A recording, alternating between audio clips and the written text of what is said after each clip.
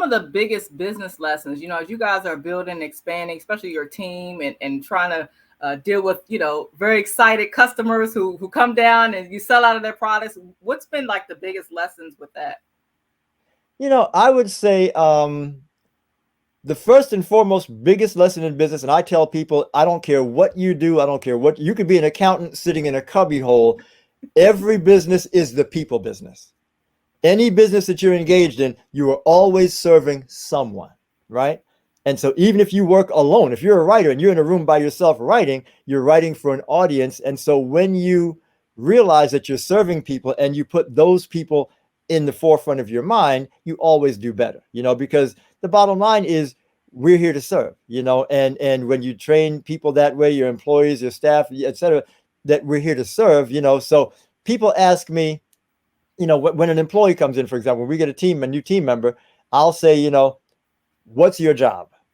And you hear different answers, right? Well, yeah, we're here to serve food. And no, we're here to serve this best food. And and we want to talk about the legacy. What is this? No. I said, your job is very simple. Your job is to give everyone who walks in this door a wonderful experience. And that includes perfect food. It includes a smile. It includes some warmth. It includes it includes all these elements, but all of those together equal you are here to brighten people's days. Let them walk out happier than when they walked in. That's about, and I tell them, even if, sometimes guests come in and you get attitudes, you're dealing with the public, right? And I tell them, I said, listen, it's a game. It's a game. And the game is, it's not, don't get your feelings hurt and all of a sudden now you're mad and you got to fight back and stuff. I said, the game is, I bet I didn't do anything to this person. I didn't do anything to hurt him. I didn't say anything to offend them. They have no reason to be mad at me. They have no reason to treat me like this. So instead of me being in my feelings because this is how they're coming across to me, you know what? This person's mother could have just passed. This person's car could have just gotten wrecked. Their home could have just been broken into. Their child could have had an accident. We have no idea what's going on in their lives.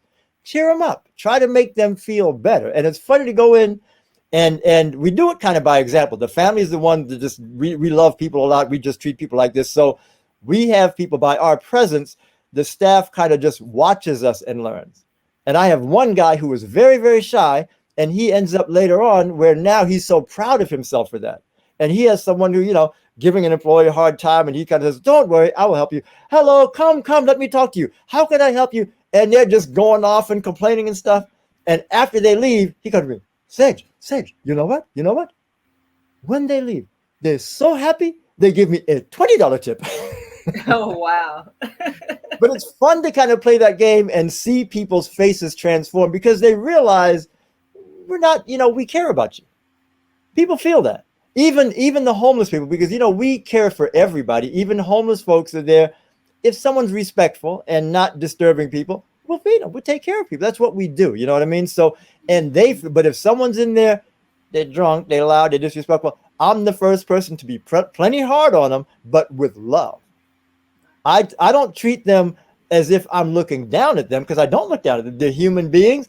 I know they have, you'd be surprised how many of them are veterans, how many of them have been in the military, have served, have come back, their minds are a little bit off, or they've got addiction or something like that as a result of that, and maybe they weren't as supportive as they should have been here. I don't know, so the bottom line is, when you hear people's stories and realize like, oh my gosh, there's one guy who's an Air Force pilot who comes in and he's disruptive sometimes, and when he is, I get right at his face. Oh, you know better than that. And I'm the first person who will throw him out, but he knows I love him, and he knows if he comes in behaving, I'll feed him and take care of him, and he's welcome. So that kind of relationship with people where they feel your love and respect. Mom, we learned it all from mom. Mom is the one who, back in the 80s, when things were a little rougher in the neighborhood, in the community and stuff, right? You'd have drug dealers with guns and you could see them bulging through the pockets. Mom would walk up to him, hit him in the back. Boy, you shouldn't bring no gun in here. And they would turn and, I'm sorry, Miss Ben, I'm sorry. Now you can stay, you can eat, but you got to take that outside first and come back. Right. So in other words, they feel the love. We're not treating them like we're the police. We're treating them like we're their family. wanting and expecting the best out of them, and seeing the best in them that they can bring out. And it's funny to watch how it touches their lives. And I've talked to folks and had tears in their eyes because I said, listen, man, is your mom alive? Is your dad alive?